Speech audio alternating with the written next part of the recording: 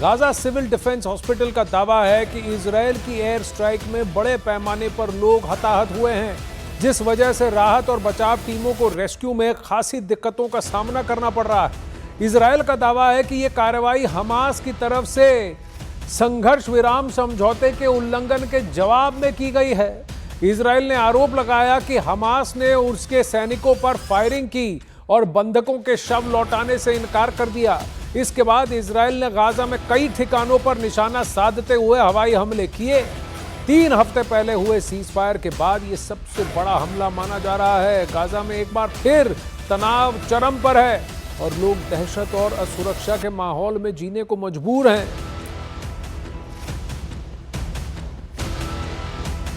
ये वो तस्वीरें हैं, दोनों पक्ष एक दूसरे को पर उंगली तानते हुए, दोष देते हुए। लेकिन क्या ट्रंप का गाजा पीस डील इसके साथ ही तितर बितर होकर बिखर जाएगा?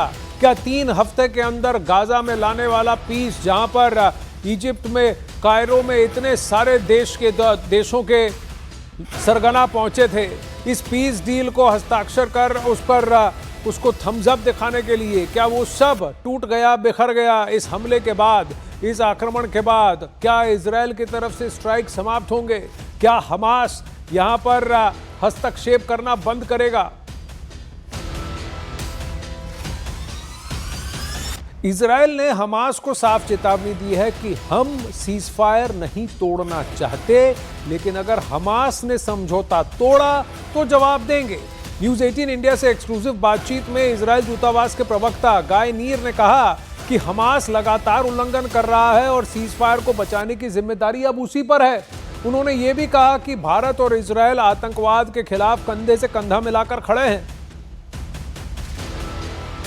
PM Netanyahu telling the IDF to make immediate and forceful strikes in Gaza last evening, and after that we have seen action, and we believe that there's a ceasefire violation of the agreement from the other side.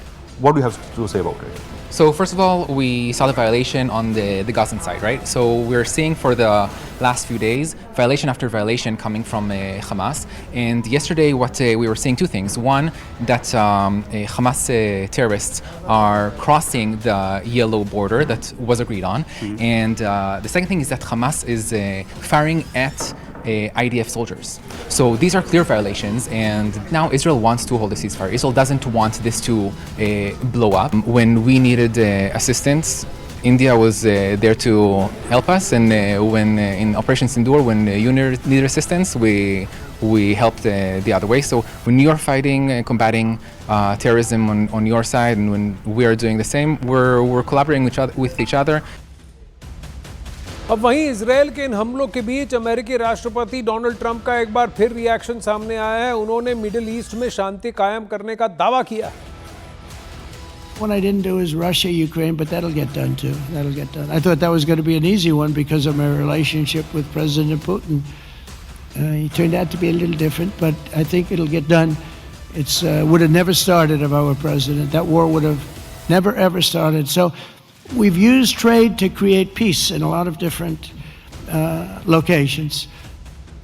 तो Trump का यह दावा है कि हमने हर जगह रूस Ukraine बचा है, वहां पर भी करूंगा, लेकिन मैंने ट्रेड का इस्तेमाल किया है कि ताकि वहां पर शांति बनी रहे।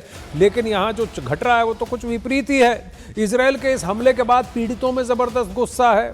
लोग अमेरिका और इजराइल को कोस रहे हैं। लोगों का आरोप है कि गाजा में जो कुछ हो रहा है उस पर दुनिया मूक दर्शक बनी हुई है।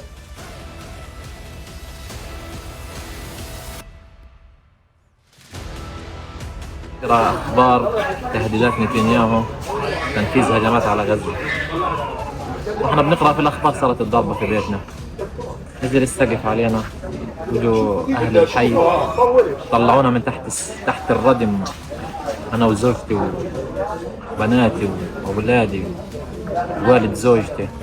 العالم لا يسمع، يرى ويتجاهل.